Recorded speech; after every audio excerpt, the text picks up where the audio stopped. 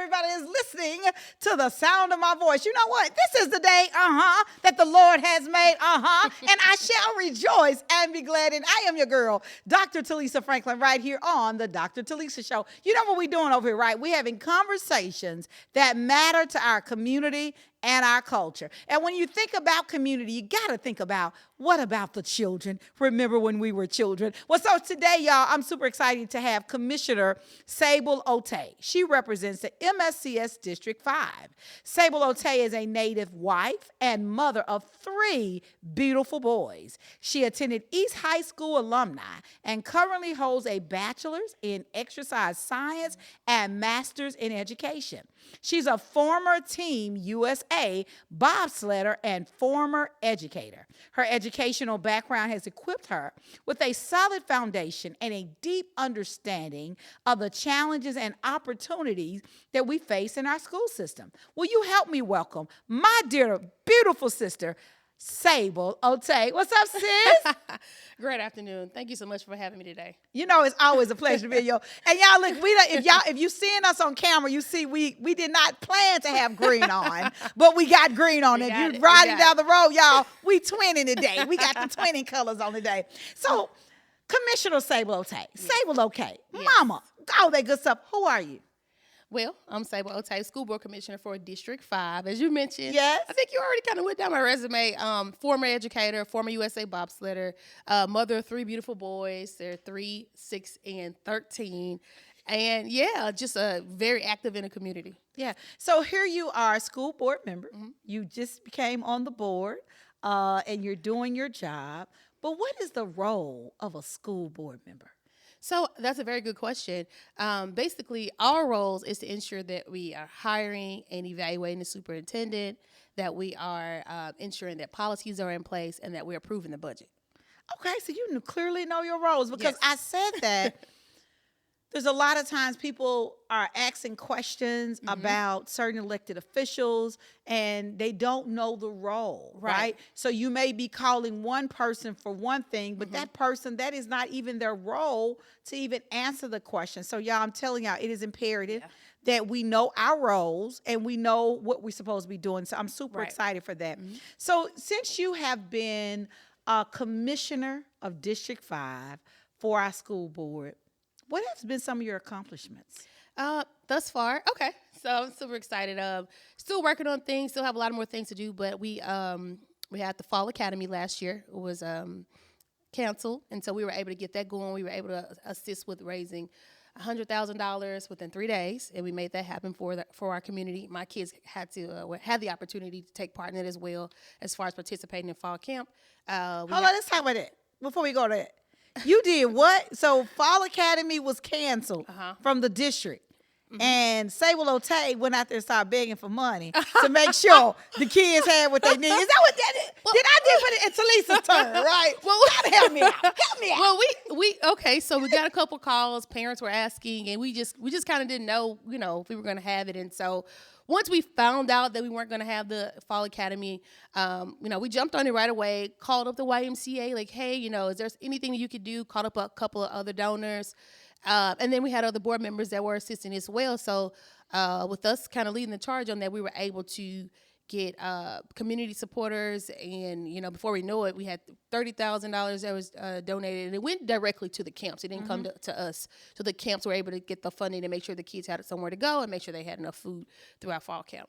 And one thing I remember that, we know the YMCA is not in every community yet. Yeah, we're going to believe that yet, right? Yeah. And some of our under-resourced communities, there's no YMCA. But you all partner with nonprofits. Churches. And churches. Yes. So that those communities, because I know we had one at Pursuit of God. And so kind of talk about how were you able to form those relationships for the churches to see the value of bringing those children in during fall and giving them a safe space. Right. So huge shout out to Caswell. Yeah. And late and great Ricky Floyd. Huge shout out to him too. Just reaching out, talking to those churches in those communities and saying, hey, would you be willing to open up your space? And they're already doing those things in the community anyway, so it was a no-brainer for them. And they were just excited and welcoming, open arms for our kids. And just leveraging our local leaders and our local pastors to make sure we get it done. And of course, our other sponsors as well, just having them come in and just everybody making calls. And we got on a quick Zoom like as soon as we heard about it. And 3 days later, we got the funding and we got the spaces, we got the food, and everything's ready to go. Wow. So that was a great accomplishment because I remember it happening, but I wasn't fully aware that you were leading one of the main leaders of the charge. So I say thank you for not just being concerned about your 3 boys, but you were concerned about all boys. And think about it. District 5 is not in Fraser. District 5 is not in Raleigh. District 5 is not in Orange Mound, but you thought enough of all the children in the community. So thank you for what you're doing. And so let's talk about your other companies, because I want to talk about them, honey. I want to roll, because I believe when you're doing good things, we need to talk about it. Right. So resolutions to partner with our local leadership, county commission. So myself and one of my other colleagues, we co-sponsored a resolution for that. And then also just one for immigrants as well. We sponsored a resolution for that as well. And just kind of leading the charge in the community, because you know how uncomfortable it is now for our immigrant community, our Latino community. And so just trying to do whatever we can to make sure they feel safe. Other community events are the things that I've personally done. I've done the sports camp. Of course, you know that. I've done the trunk or treat that I've done directly out of my office for the community. I've done the the toy drive for the last couple of years. Even before coming into office, I was already doing the toy drive, the sports clinic, and the trunk or treat. So just making a safe place for kids to come throughout the community and have fun without worrying about crime or anything like that. So one thing, I will hope you guys really listen. She did some work before coming into office. And for me, that's always a big plus for me when I hear of people that has done the work without the title. So you had a heart for making sure. So thank you for what you're doing. But in those accomplishments, what are some of the things that you plan to accomplish as you are in this position? Okay, so it's really crazy. I want to make sure I get the reference for you. When I was doing some reading last week, and we were looking at how about 50+% of Americans are struggling with literacy, right? And so we know that literacy is a big issue here in Memphis. And I just want to bring awareness to people that children are not just struggling in Memphis reading. Adults are not just struggling in Memphis reading. They're struggling all over the United States. Right? And so literacy has been a big focus for me. And of course, athletics, extracurricular activities. So just giving our kids a space to be able to have more resources. And I do like what the Dr. Richmond is doing as far as the sports are concerned. But that plays a huge role for our kids in learning as well. But just ensuring that we're able to graduate students that are ready for the real world, they're able to read, they're prepared to take care of their families, they go to school or have some sort of trade, just helping our students progress in as much as possible and ensuring that they understand that they're in control of their learning as well. I don't think we teach our children that enough as well. I tell my son, you can teach yourself, right? But nobody teaches our children that they're capable of teaching themselves, right? We always make it the responsibility only of someone else. When, of course, our teacher's job is to teach our students, but the students have to be responsible for their learning too. So, and I think a lot of times we get mad at our teachers. But we also have to have accountability of our children and say, are you doing your homework and not asking a question, but following up with it? Are you going to the parent-teacher conferences? Are you going to whatever things that's happening at our schools to make sure? So we won't say, oh, it's the school's fault. It's the superintendent's fault. It's the school board's fault that our child is not learning. Okay, let's also make sure that we're doing what we need to do for our child to be successful. Right. Absolutely. And that means a lot. So I'm really grateful for that. But I want you to kind of help us, because from where you're sitting at as a school board commissioner, what are some of the ways that we can work together in a community to increase student academic achievement? Because I do believe I may not have a child in the school system, But all the kids are my children. When the Right. kids come to church, first thing I'm hugging them and kissing them before I even give me the money. Let's talk about these grades. And if their parents call me during the week, I'm making conversations or going to them and say, hey, this is not acceptable. I'm counting on you to do Yes. better. Yes. And when they come back and say, Doctor, I did this, I did that. Then I say, all right, now we this is where we're going. Because we're not going back, we're going Right, forward. right, So what absolutely. can the community do? Because you're sitting there and you're doing what you do from policy and all this, but what can the community do to help you and help us help our children? Oh, that's pretty simple. I remember growing up, if an adult saw one of us doing something we weren't supposed to do, the adult intervened, right? Right. It can be a little tricky nowadays, Yeah. but I find myself doing that nowadays. If I see that, oh, don't go out in the street or don't do, I'm trying to support. So, I think we need to bring back that village. I've been saying this since forever. Growing up, like when I went to school, if I needed some support, I had a flat tire, I remember my coaches would help me. The crossing guards would help us with different Yes. things.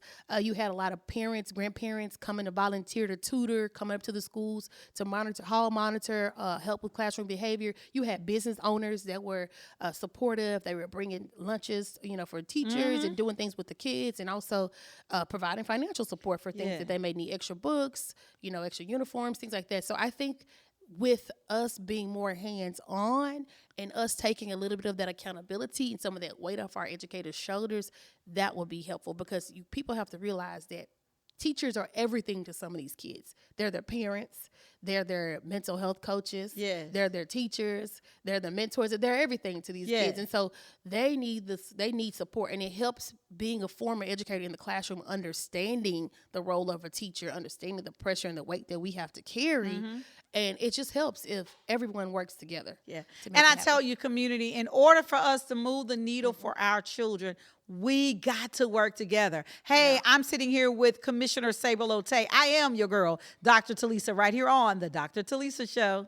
It's time for an upgrade. Let's upgrade your skincare routine. If you suffer from acne scars, dark spots, or severe hyperpigmentation, you need the Tones by Coco Brightening Moisturizer, Rapid Dark Spot Corrector, and you have to try our Kojic Acid Sea Moss Soap. These products work so fast, you can see results in just 7 days. You have to try. Shop now and get 10% off your first order at tonesbycoco.com.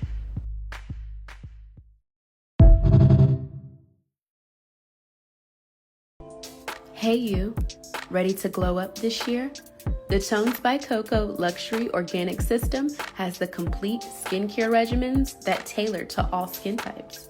Wash your face to perfection with the trusted luxury organic brand.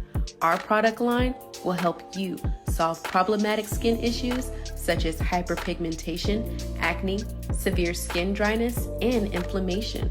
Our daily regimen kits, they help combat these issues, leaving your skin with an even tone appearance, clear from acne and blackheads, moisturized with max hydration, free from irritation and sensitivities. We also carry top quality plant extracted cloth mask containing herbal healing properties, along with vitamins that add that essential nutrition to your skin. Start your journey today. Vegan, cruelty-free, clinically tested, and ethnically approved. Shop now at www.tonesbycoco.com.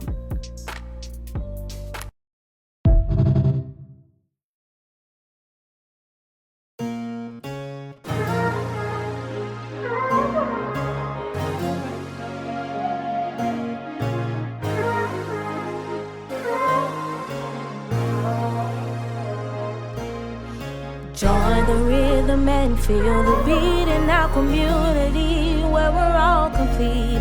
With Dr. Telisa, let's take a stand. Together we'll grow hand in hand. From in the Dr. roots of Telisa history show. to dreams we chase, Dr. Talisa Franklin shines a light on every face and At the every Dr. heartbeat. Telisa There's a show. story to tell. Gotta keep the culture celebrated as we excel here at the Dr. Talisa Show. Your girl, Dr. Telisa Franklin. We're back with Commissioner Sable Otey, and we were literally talking about how the community can help. Well, Commissioner Sable Otey, a lot of times the community needs to do more, but a lot of the community is hollering about the crime. What can we do? Because we know there's crime inside the school, crime outside the school, and let me be real. We more so be reactive and not proactive with the crime that's happening in school, because sometimes it just comes out of nowhere. Am I right or wrong? Yes. So crime doesn't start in the school. The stem of crime is poverty. Okay. How do we fix that issue? So if we could fix poverty in our city, then we can fix the crime issue. If we can fix paying our people a livable wage, then we can fix the crime issues. If we can fix ensuring that the parents can do what they need to do as far as transportation, fix that transportation system so they can get to and fro to work, we can alleviate some of the crime issues. We don't have a lot of opportunity for our people here in Memphis. And we have large corporations that could be doing more, could be giving more, could be providing more opportunities, but we're not working together to make that happen. So poverty is the stem of crime.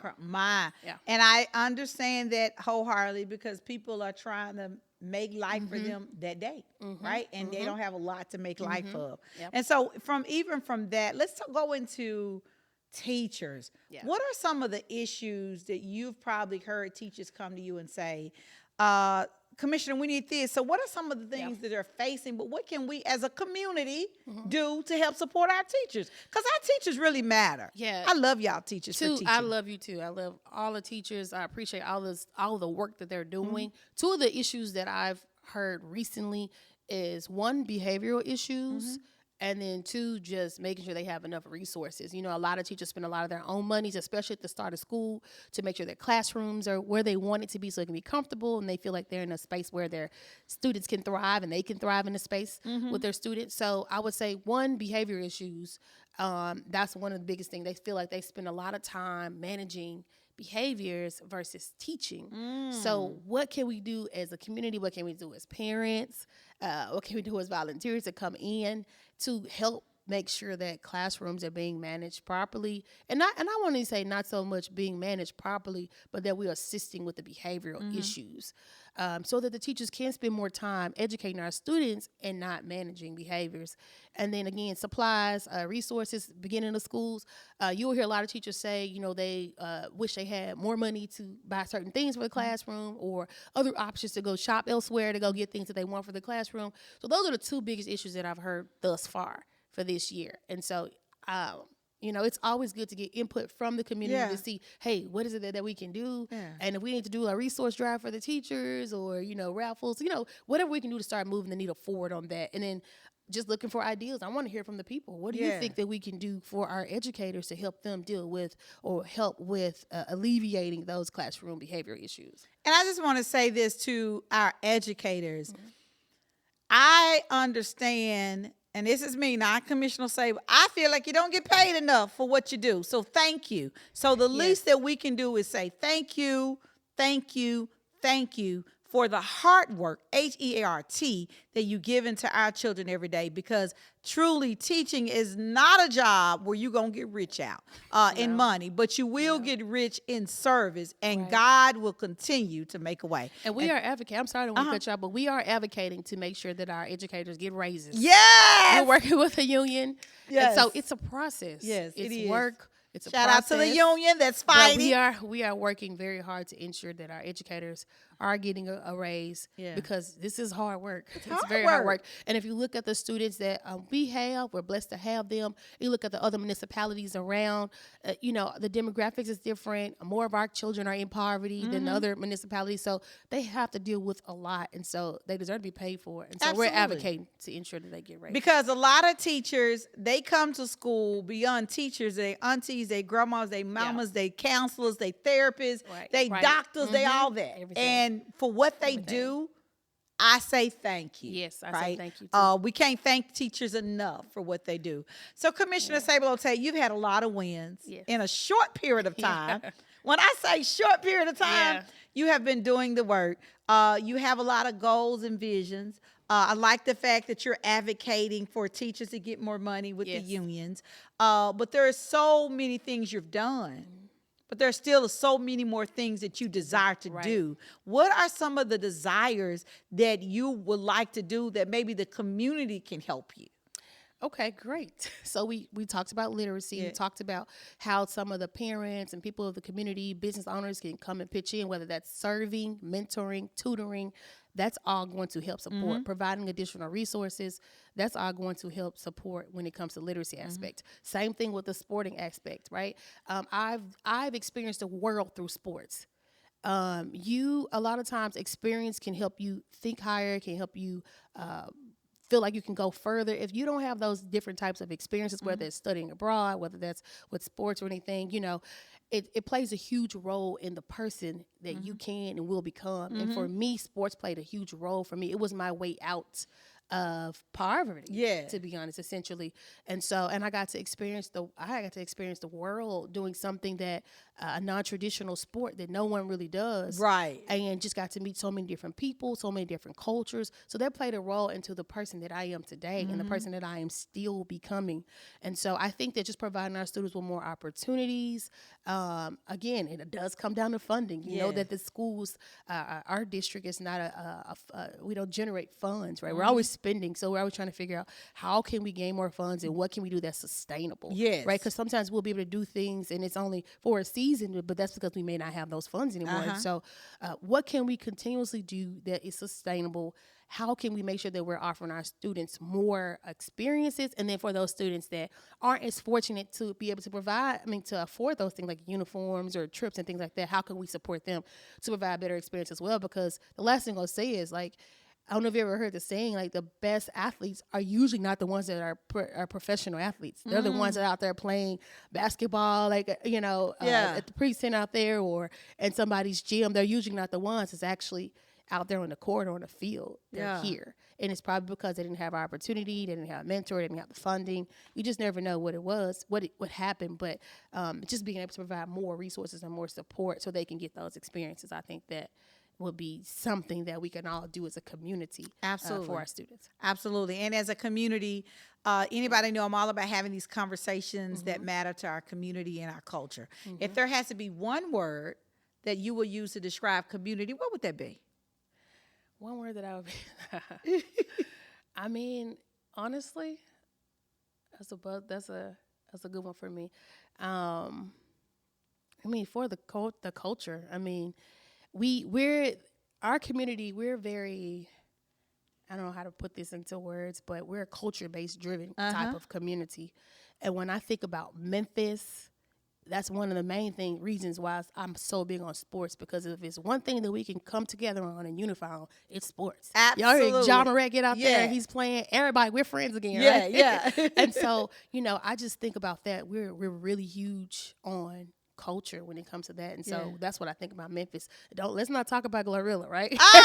What you know about y'all know I love me some Glorilla, right? I be looking stupid, but I be loving it.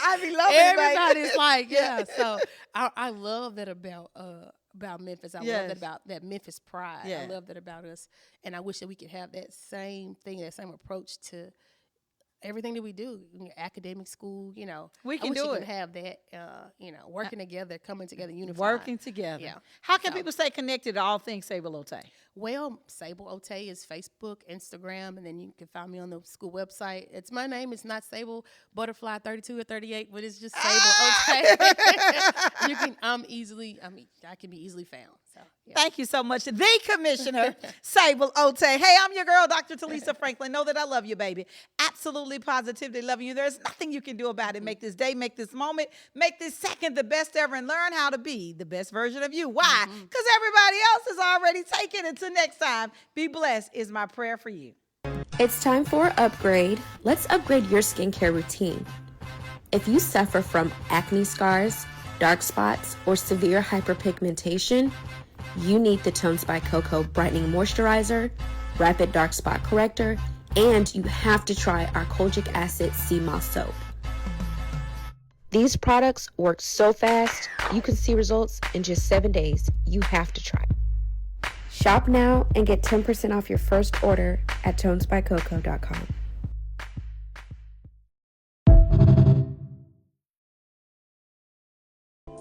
Hey you, ready to glow up this year? The Tones by Coco Luxury Organic System has the complete skincare regimens that tailor to all skin types. Wash your face to perfection with the trusted luxury organic brand. Our product line will help you solve problematic skin issues such as hyperpigmentation, acne, severe skin dryness, and inflammation. Our daily regimen kits, they help combat these issues, leaving your skin with an even tone appearance, clear from acne and blackheads, moisturized with max hydration, free from irritation and sensitivities. We also carry top quality plant extracted cloth mask containing herbal healing properties, along with vitamins that add that essential nutrition to your skin. Start your journey today.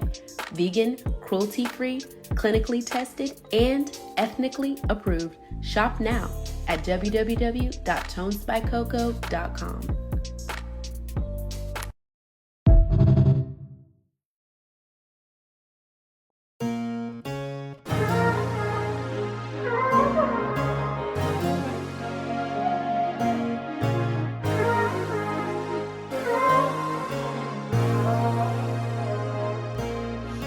Join the rhythm and feel the beat in our community where we're all complete. With Dr. Telisa, let's take a stand. Together we'll grow hand in hand. From the Dr. roots of Telisa history show. to dreams we chase, Dr. Talisa Franklin shines a light on every face and At the every Dr. heartbeat. Telisa There's show. a story to tell. Gotta keep the culture celebrated as we excel here at the Dr. Talisa show.